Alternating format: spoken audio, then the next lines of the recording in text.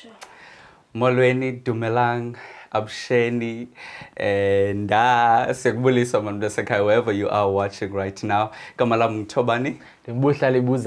And you are watching Refining Perspectives. Whilst we like and we are here to bring you another episode of Refining Perspectives. And today we have something in store for you that is a little bit out of the ordinary of the topics absolutely. that we are. I mean, I'm wearing the suit today.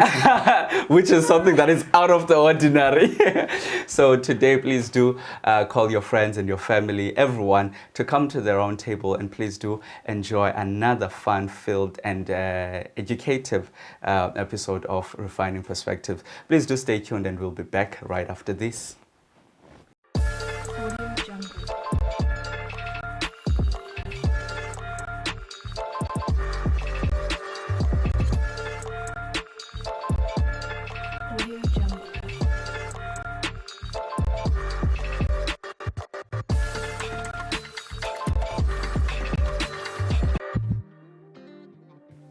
So, ladies and gentlemen, you can find us as Refining Perspectives on Instagram, as Refining Perspectives on YouTube, as Refining Perspectives as well. You can find the Tobani on Instagram. Tobani Vomindaba. And I am Ubuhlali Buzanyo on Instagram and Facebook as well as Tobani. You'll find him on those handles. Silapho ke namhlanje, and we have decided no Tobani to give you guys what we will call like digging deep Tobani into the reality of what's happening around us. Like Sivuli TV and many media outlets have a lot that they're reporting on COVID, especially in the Eastern Cape where we come from. The second wave has hit us severely. We have loved ones that we have lost, and this is real. And now in all of this pain and agony that we are faced with, we have spoken, and we realize that we are being deprived of essential knowledge and information that is imperative for us to move forward. We are feeling all this pain and agony, but what's the direction? Where do we move? You're giving us information, but you're not giving us information we can act on. So perhaps we're trying to say this session today, we wanted to be more of us proposing solutions on what are the things that we can act on in our practicality. And actually come to a point where we are not swayed by half information. Because where this conversation actually started is we're having a chat before. You know, we're talking about recently. Not so long ago, we got the news that our GDP has grown. Absolutely. And one thing that was on my mind, Kulanjani. Exactly. And the concern that I had in mind, it was the elation that came with that. Because look, when you hear that the GDP has grown, the expectation is that, wow, even the salary that have been halved, at least things will become better. But now the realization, even when we're going through the information, is that in actual truth, we've been given half information that gives a hope that will not actually come to a realization. Absolutely. Like, let's define GDP. The gross domestic product is the total monetary or market value of the finished goods and services produced within a country's border in a specific time. So GDP is supposed to inform us that, the country, actually GDP is used to measure country in terms of the growth like living, like to show us like the living standard of people that it's growing, because the more goods and services that are produced within a country, that shows you we're in a right trajectory in terms of economic development. Absolutely. So the whole point is that is a scam, that is a lie. What we've realized is because our GDP has not grown because people's living standards have grown. That's what I wanted to say. But our GDP is growing because companies are smart in the way that they're making money now, which is not necessarily at the benefit of the people. Right?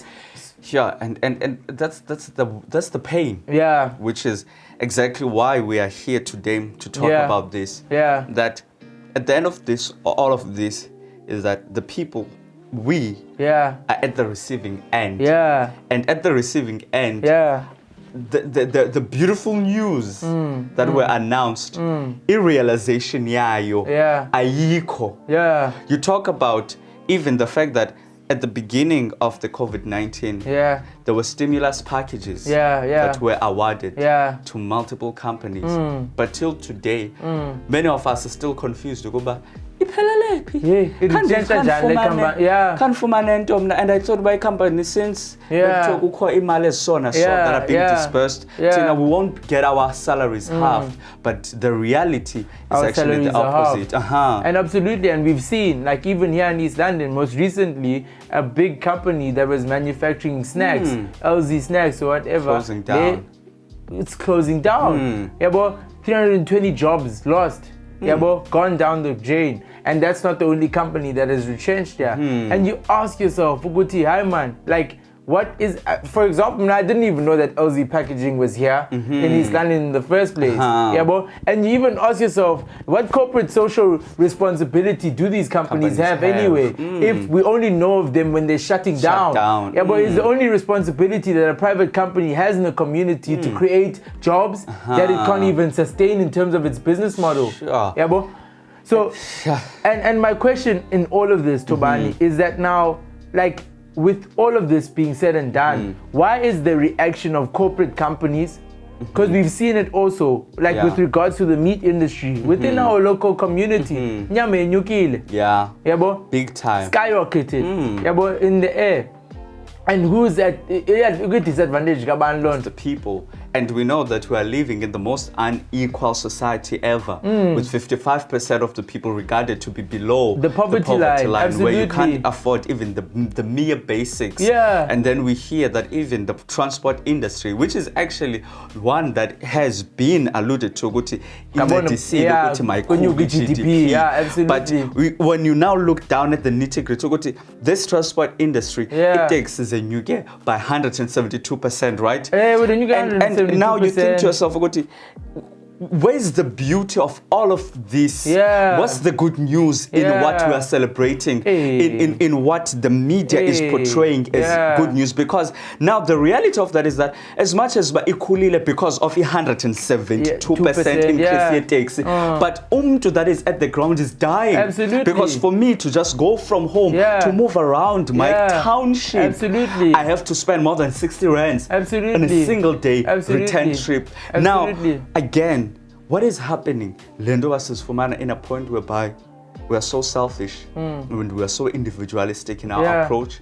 And number two, maybe the question would be, what can we do about it? Hey, bro, are we going to take a break now? We're going to take a break, and when we come back, we're going to be answering exactly that question. So please do stay tuned. Find us on those social media platforms. And if perhaps, maybe, when you tell, so please do find us on YouTube. Please do stay tuned. We'll be back right after this. In a world where there's so much information, do we know what shapes our ideas? Join Lebo and Musayo Refining Perspectives exclusive, talking leadership and more on Tuesdays on Radio 537. Whoa, Bukeli, just before the break, here we were talking about something that's crucial and fundamental, bro. You outlined the fact that, we're selfish, and people are individually minded, like it's an individualistic mindset. The reaction in the taxi industry was not for the benefit of the community, it was for the benefit of them. And for me, that is more heart-wrenching, because you like to think that the pharmacy uniter is at ground level. But as to say, with all that being said, I understand the greed and corruption that is in the private sector with regards to the abattoirs and farms, as a new say price, that are exporting the best of products and leaving the worst with us. And also then the butcheries that are literally escalating prices, you know, so that they can also make their money. But who is the end user? It's the people on the ground. Mamela ke lento besithetha ngayo. Umntu usebenza 170 when you can 172% tax, right? We haven't felt the pinch now. But next year come the 1st of May, Workers' Day, and we ask ourselves, who's working? Who's working? What are we actually celebrating? What are we actually celebrating? I look around and there's not even a single person or sebenzayo. Absolutely. And then that will beg a question, good, who can afford to go to the mall? You and I both we've both calculated. It costs price 60 rand to and from to the mall. The distance to here to the studio from the house is it's a bit more than the mall, but it costs the same. Exactly. Yeah. Because just for me, if I was going to be using public transport every day, I'm spending 12 rands, 13 rands from my house to the mall, then from the mall to the studio. That's 13 rands plus 15 rands. And then again to come back, that's way lot for me to be commuting within 2 kilometers or 3 kilometers. I mean, that's crazy. This is still the same township. This is still my community. But that's the reality that we live in today. People are using 100 rand to go to the CBD and back each and every day. Lunch. A week, that's already 500 rand. And this actually now then says something, bro, that what we have been sold and told to be true and we have celebrated, it's actually not it. It's not it. Because the growth that we see is actually not sustainable. If the growth is going to be backed by an increase on a transportation fare at 172% while people are not working, how long are these people going to be able to afford that 172? I love how you speak about sustainability, because in development we say sustainability is inclusive of 3 things: your economics, your environment, and your social aspect. Now, if you count your economics alone and you don't consider the social aspect and the environment, then you're setting yourself for a downfall. That is not sustainable. So basically then we realize that no, it's not only on our taxi, but it's also on municipalities who are leaking us dry. What does that mean? We've seen it, Gombani. We are paying each and every increase the tariff like crazy. It's 40 rand per 100 rand. That they deduct. Per 100 rand you pay 40 rand. So if you buy umbani with 200 rand, you've paid 80 rand, 120 rand. Here's umbani omthengayo, but that only gives 100 rand. It gives you 25 units in our municipality. Only. That hasn't lost a day. You are talking about, and the question is, and which comes exactly to what we'll be closing off with, the power of becoming active citizens. Because one of the questions that I've always asked, why in our municipality and in most townships, in fact, are we having to buy electricity from the municipality rather than direct from Eskom? That is injustice. That is injustice. It is injustice. You know why, Tobani?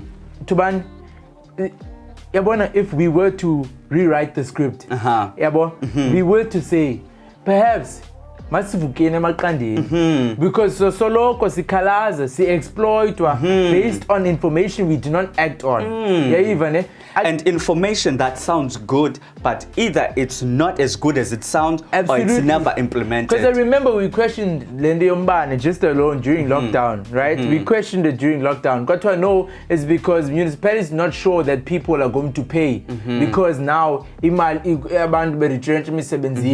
there's a hard lockdown. So Magzalimbane from Mbane, you do the calculation. When has it been? Like 10 months now or 11 months, and it's still continuing on. There are about what? How many? 900,000. Well, there's a population of 900,000 people in the BCM. I think there's about households of 250,000. I don't know. I'm not sure.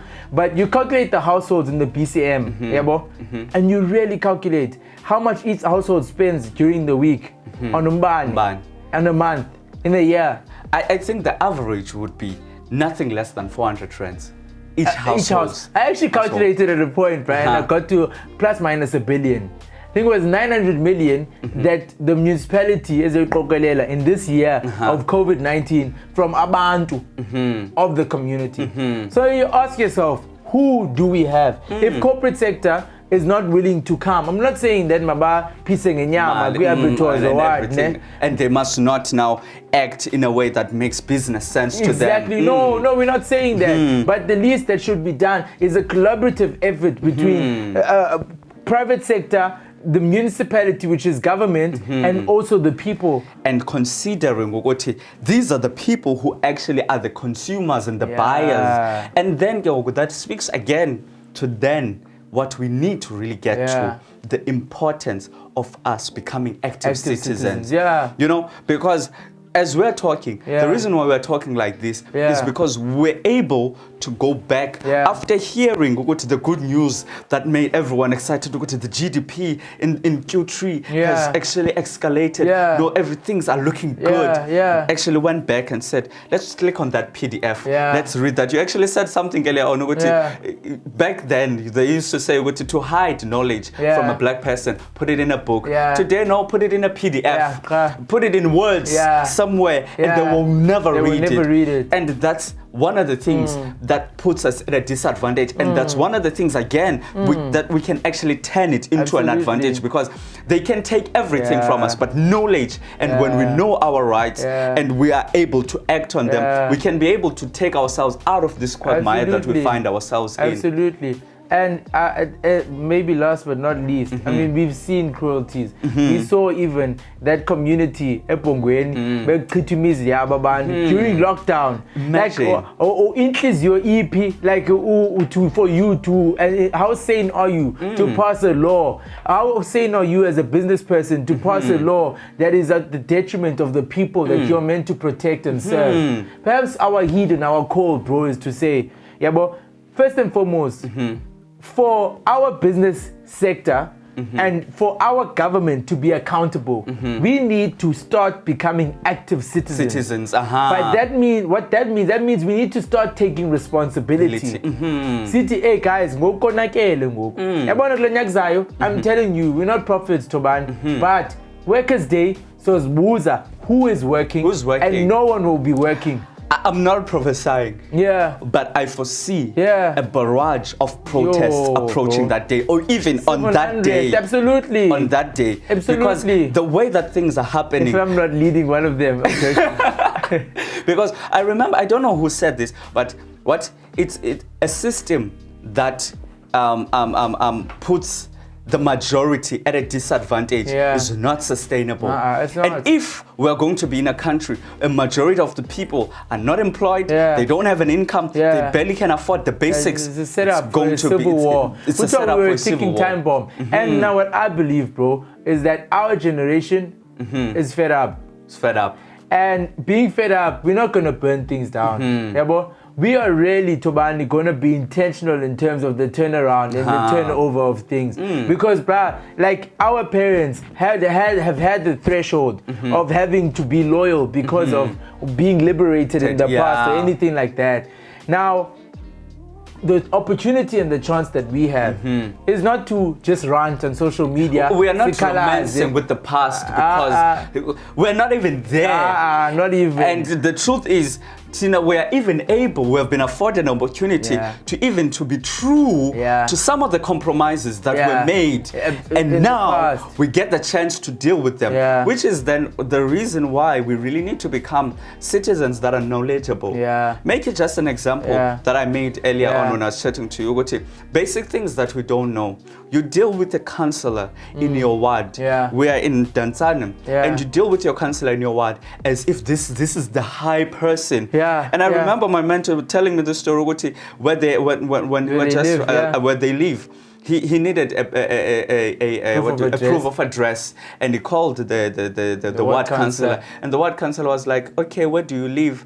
And he thought that he's going to write something down and say, "Come and pick it up," but he actually came to the house. Ward councillor went to the house. And said, "If you need anything else, give me a call anytime." We don't know that. We think that no. What? You see? Like, imagine even those hierarchical systems that we have, where like, yeah, but I mean, that's a story for another day. But the point is that Tobani, those in power are meant to serve us as the constituents, as the people, as the citizens. We pay taxes. We pay taxes to government. But we can never be able to actually assert that if we don't know. Yeah, no, absolutely. We don't know. Because I was just amused at something. We are actually even able to say we're not happy with that word councillor. Absolutely. So 50 of us and more, 51 and more, we want a by-election. Here are our ID numbers, here's our petition. It's signed. Let's hold the by-election because we're not happy. You are not serving us. Here's case and point number 1 and 2 and 3 where you failed us. Want someone who's, and actually elect independent people who are not going to be romancing with party politics. Absolutely. But we don't know all of that. We How don't are know. we actually We also going to don't bring know the change? that in the East London that we come from, we've got 5 mega companies. We've got Mercedes-Benz, we've got Johnson & Johnson, we've got Nestle, we've got all these amazing companies. According to the King's Law, Toban, if they're turning over more than 450 million per year, of which most of them are, we even have companies that are owned by private people that earn more than that in East London. They are supposed to have corporate social investment in the direct communities. From Tanzania to be Tanzania, they had to be Mercedes-Benz. But if I could ask, what has Mercedes-Benz done for the development of Tanzania? You really don't know. But even there, you know, it's not even about naming and shaming. It's about us not even having access to that information and knowledge so that we can act upon it.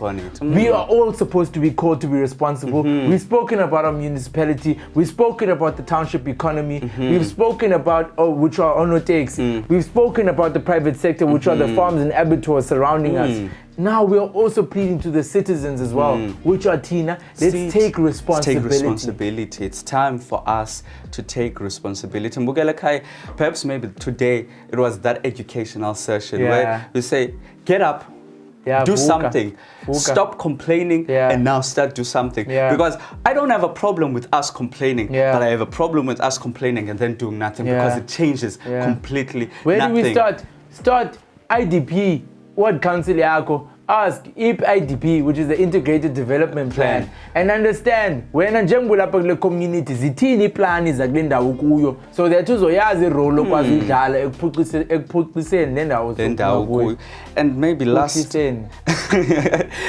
but not least is that we need to build a sense of community. Because I think all of this will become fruitless if Ubuhlale and then everyone else is running away. Because even this is one of the reasons why it's easy even for these corporate companies, especially private corporates, to exploit people. Because if one stands, everyone else runs away, and then the cause needs to be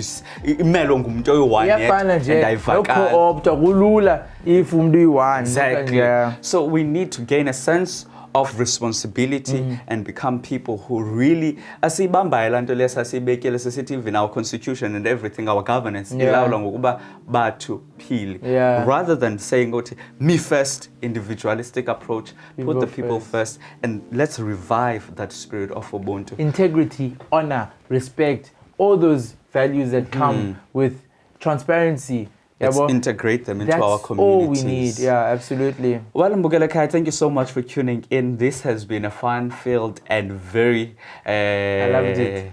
Educational episode of Refining Perspectives. Thank you so much for tuning in. And up until next time, go save your king.